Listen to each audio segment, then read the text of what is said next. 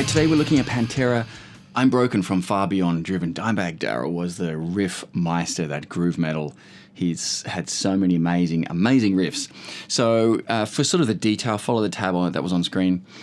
For this part, we're going to talk about guitar tone.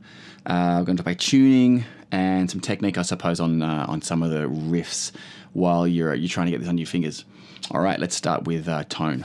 So tone, high gain. You want very, very high gain, scooped mids. For me, my mids are on 0. In fact, I think I even put an EQ in on the fractal to scoop it even more. There's a little bit of bass. You don't want it sort of, no body in there at all. A little bit of bass and heavy presence and treble. So it gives you sort of this idea.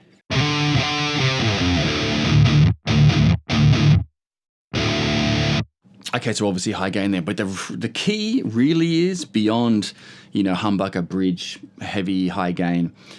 The key is a noise gate at the front of the chain. And the noise gate needs to be very, very aggressive.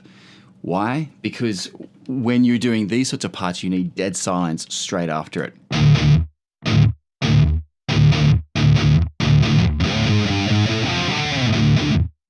Okay, and that's really key. Obviously, if you don't have one, you don't have one.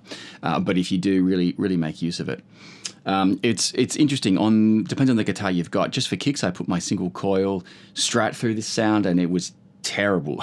it was just awful. Obviously, a noise gate most people don't like because it doesn't feel good, and it's sort of very, very artificial. There's enough high gain on this that when you're playing the riffs, it just cuts through immediately. But when you stop, it stops. So, the tone is very dry, no reverb, no delay, no nothing, and a high, aggressive noise gate. Okay, let's talk tuning. Okay, tuning-wise, we are in D, standard tuning. So it's just regular tuning, but go down a whole step. Now, from there, I've read a couple of times, and I don't know why they did it, but they always went down a little bit from there. So instead of sort of having to bother with that, in Logic, I just fine-tuned the original track up 50 cents. Just so I could play along and I could just tune to D standard. But anyway, that's the tuning that you need. Okay, the riffs themselves, again, follow the tab. I'll just talk a little bit about them. So the first one.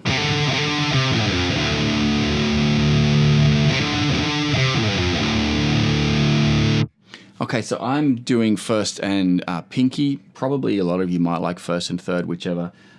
Just a slide bend on the second time you hammer on that to that E.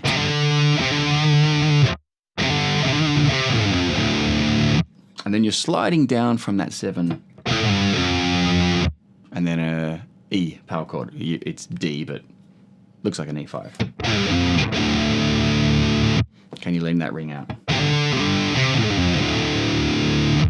Okay, then we're coming into that main riff again, just sort of follow the tabs.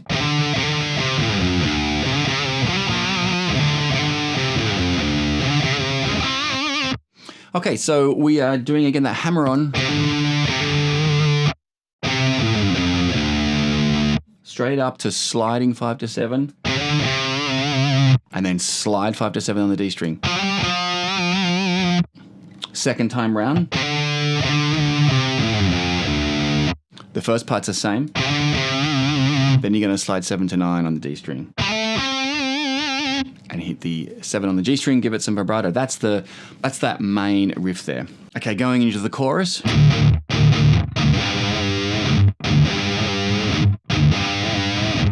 Okay, so this one, technically, they have gone from a 4/4 to a 7/8. You don't need to count it. You're just feeling the groove, but it's in 7/8. So 1, 2, 3, 4, 5, 6, 7, 1, 2, 3, 4, 5, 6, 7, 1, 2, 3. Okay, that's sort of technically what they're doing. Now, in terms of fingers, it's kind of tricky. Think of an A power chord on the 5th fret, but take your third finger off and you need to mute that. So we're just playing octaves.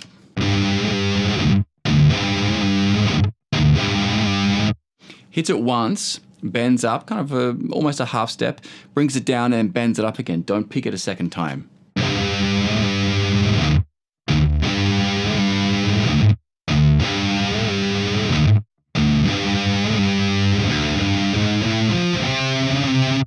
Okay, that riff there.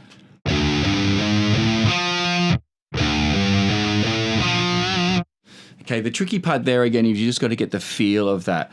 I wouldn't start counting anything. It's really is a feel thing. That one's not so bad.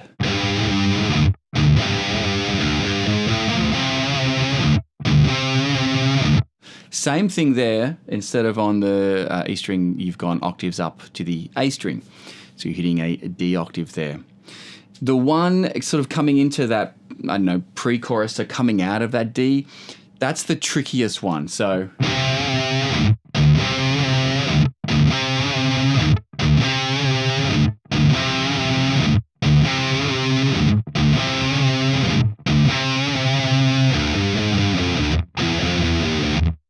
okay, that part there.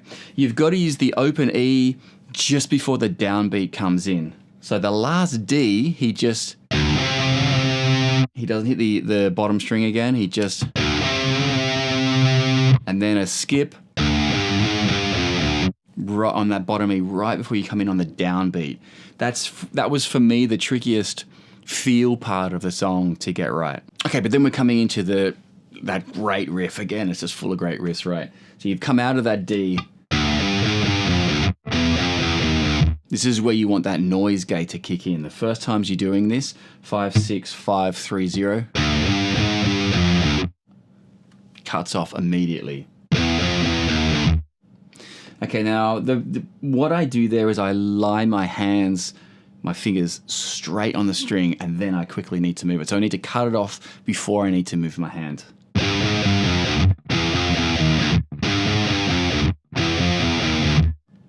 Okay, like that.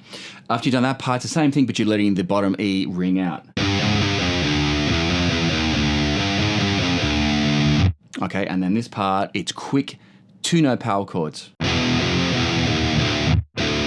Okay, so that last part.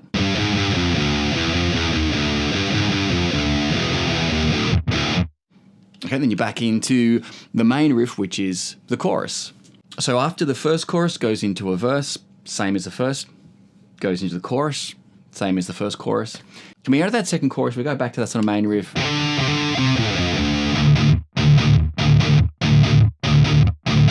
See again, there's that noise gate. So great. And we're coming into yet another cool riff, right?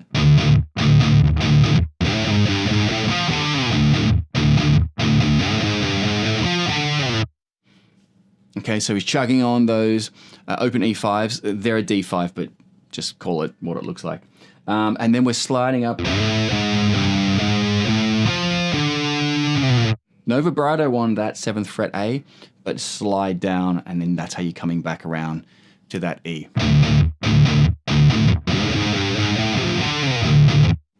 Okay, coming into the solo, it's kind of a tricky one. He hits an F5 really briefly.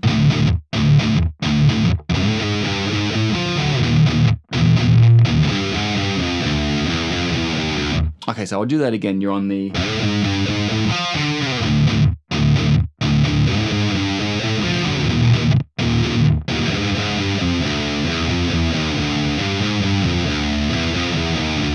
And then coming out of that.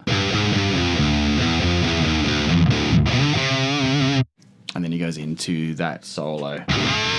You know, cool stuff. All right, anyway, broadly follow the tab. Keep an eye on those tips I gave you with the tone and the tuning. Good luck. I'm Broken from Pantera. See you next time.